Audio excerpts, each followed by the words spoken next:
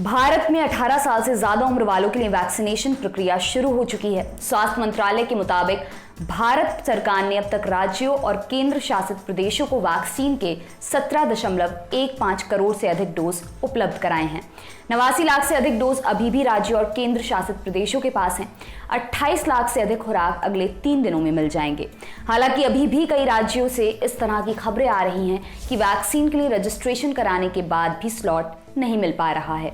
ऐसे में लोगों को लंबा इंतजार करना पड़ रहा है। वहीं कई राज्यों से वैक्सीन की बर्बादी की भी खबरें आ रही हैं। हालांकि केरल जैसे राज्यों ने वैक्सीन की कम बर्बादी के मामले में कमाल कर दिया है।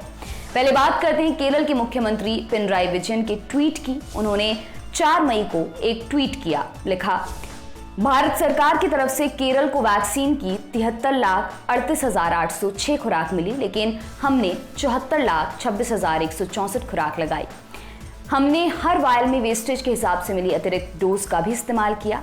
हमारे स्वास्थ्यकर्मी, खासकर नर्स, पूरी तरह कुशल हैं और बधाई की पात्र हैं। केरल के मुख्यमंत्री के इस ट्वीट पर पीएम मोदी ने 5 मई को जवाब दिया। उन्होंने लिखा, वैक्सीन के वेस्टेज को कम करने में स्वास्थ्यकर्मियों और नर्सों ने जो उदाहरण पेश किया है वह शानदार है। कोरोना के खिलाफ लड़ाई में वैक्सीन के वेस्टेज को कम करना काफी अहम है। पीएम मोदी कई बार कह चुके हैं कि हमारा फोकस कम से कम वैक्सीन वेस्टेज पर होना चाहिए। जितनी वैक्सीन मिल रही है उसका इस्तेमाल हो, एक भी डोज बर्बाद ना जाए।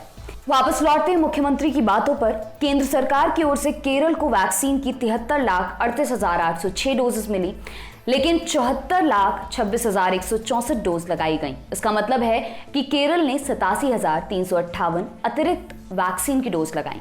एक व्यक्ति को 2 डोज लगवानी पड़ती है। उस हिसाब से यह 43,679 लोगों को टीका लगाने के बराबर है।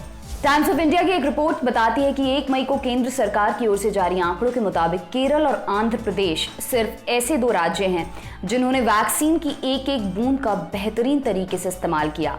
इन राज्यों को केंद्र से जितने डोज मिले, इन्होंने उससे ज्यादा डोज लगाए। इन राज्यों ने संभावित वेस्टेज के रूप में मिली वैक्सीन के डोज का भी सही तरीके से इस्तेमाल किया। अब थोड़ा वैक्सीन के बारे में जानते हैं। वैक्सीन छोटी छोटी शीशी में आती है, इसे वायल कहते हैं। भारत में कोविड की वैक्सीन इसी तरह की शीशी में सप्लाई हो रही है। एक शीशी में कई लोगों को टीका लगाया जाता है। मल्टी डोज वायल में वैक्सीन की शीशी पर लेबल की गई डोज की संख्या और उससे निकाली जाने वाली डोज की वास्तविक संख्या के बीच अंतर हो सकता है। द न्यूज मिनट की एक रिपोर्ट के मुताबिक विश्व स्वास्थ्य संगठन के मुताबिक शीशी में अतिरिक्त डोज भरना एक आम बात है। इसे ओवरफिल कहा जाता है। यह स्वास्थ्य कर्मियों की मदद करता है कि लोगों को सही मात्रा में डोज लग सके। केरल को मिलने वाले स्टॉक में हर वायल में 10 डोज होती है। हालांकि ओवरफिल की वजह से 0.58 से 0.62 मिलीलीटर यानी 16 से 24% डोज एक्स्ट्रा होती है। द न्यूज मिनट की रिपोर्ट के मुताबिक इंडियन मेडिकल एसोसिएशन यानी कि IMA के सचिव डॉक्टर P गोपी कुमार का कहना है कि 10 खुराक वाली शीशी से 11 से 12 खुराक की मात्रा को निकालना संभव है। केरल में कई स्वास्थ्य कर्मचारियों ने एक शीशी से 11 से 12 खुराक निकालने की सूचना दी है। वायल खुलने के बाद वह 4 घंटे तक ही इस्तेमाल हो सकता है। WHO के मुताबिक एक वायल में बचे डोज को दूसरे वायल के डोज के साथ नहीं मिलाया जा सकता। इसको ध्यान में रखते हुए वैक्सीनेशन के दौरान केरल में लोगों की संख्या निर्धारित करने के बाद ही वैक्सीन लगाई जा रही है। मेडिकल स्टाफ वैक्सीन की इन शीशियों को तभी खोलते हैं जब टीका लगाने के लिए पर्याप्त लोग होते हैं। इसका मतलब है कि कभी कभी पर्याप्त संख्या नहीं होने पर लोगों को वापस भी भेजना पड़ता है। अब ये भी जान लेते हैं कि वैक्सीन बर्बाद कैसे होती है। आमतौर पर वैक्सीन वेस्टेज 3 स्तरों पर होती है। पहला वैक्सीन को लाने ले जाने पर, दूसरा कोल्ड चेन और तीसरा जहां वैक्सीन लगाई जाती है वहां पर। केरल सरकार ने इन सभी बिंदुओं पर कड़ाई से प्रोटोकॉल्स का पालन करते हुए जीरो वेस्टेज की रणनीति अपनाई और ये लक्ष्य हासिल हो गया। वैक्सीन बर्बाद होने के पीछे के कारणों को थोड़ा और डिटेल में समझते हैं। कारण नंबर 1, वैक्सीन की शीशी खुली। उस शीशी में निश्चित मात्रा में वैक्सीन की डोज होती है। मान लीजिए एक बोतल में 10 डोज हैं। 10 लोगों के लिए लगी 8 लोगों को बची हुई 2 डोज फेंक दी गई। वैक्सीन बर्बाद। कारण नंबर 2, वैक्सीन की शीशी से टीका लगाना शुरू किया गया, लेकिन गंदे हाथों या और चीजों से वैक्सीन की शीशी का मुंह छू लिया गया, या वैक्सीन लगाने के कायदों का पालन नहीं किया गया, या वैक्सीन की शीशी गिर गई, शीशी के अंदर कुछ गिर गया, वैक्सीन बर्बाद हो गई। कारण नंबर 3, वैक्सीन को एक खास तापमान पर रखना होता है, और ये कोरोना ही नहीं, बहुत सारी वैक्सीन पर लागू होता है। अब वैक्सीन लगाने वाले अधिकारी या स्वास्थ्य कर्मियों ने इसका ख्याल नहीं रखा, शीशी फ्रिज से बाहर रही, गर्म हो गई तो वैक्सीन भी बर्बाद हो गई। कारण नंबर 4, ज्यादा ही एक्टिव हो गए, जितने तापमान पर वैक्सीन को रखना था उससे कम तापमान पर रख दिया, इतना कि वैक्सीन जम गई, वैक्सीन यहां पर भी बर्बाद हुई। कारण नंबर 5, वैक्सीन की डोज सिरिंज और सुई के बीच में फंसकर भी बर्बाद होती है, इसे डेड स्पेस कहते हैं। इस बर्बादी को रोकने के लिए लो डेड स्पेस सिरिंज की मांग हो रही है। केरल में वैक्सीन का जीरो वेस्टेज इसलिए हो रहा है क्योंकि राज्य में वैक्सीन के स्टोरेज के लिए बेहतर तरीके से प्रोटोकॉल्स का पालन किया जा रहा है। राज्य अपने प्रशिक्षित हेल्थ वर्कर्स की फौज और जनता के सहयोगात्मक रवैये से ये उपलब्धि हासिल कर पाया है।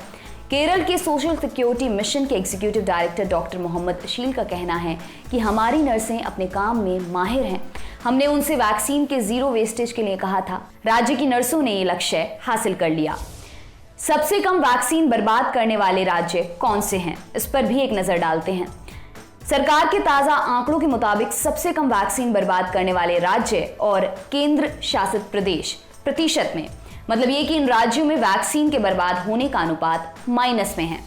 अंडमान एंड निकोबार -27.75, मिजोरम -8.49, गोवा -4.85, केरल -4.36, ओडिशा -2.2, हिमाचल प्रदेश -1.6, अरुणाचल प्रदेश -0.65, कर्नाटक 0.14, महाराष्ट्र 0.22, सिक्किम 0.42। सबसे ज्यादा वैक्सीन बर्बाद करने वाले 10 राज्य और केंद्र शासित प्रदेश प्रतिशत में, यानी इन राज्यों ने इतने प्रतिशत वैक्सीन वेस्ट की है।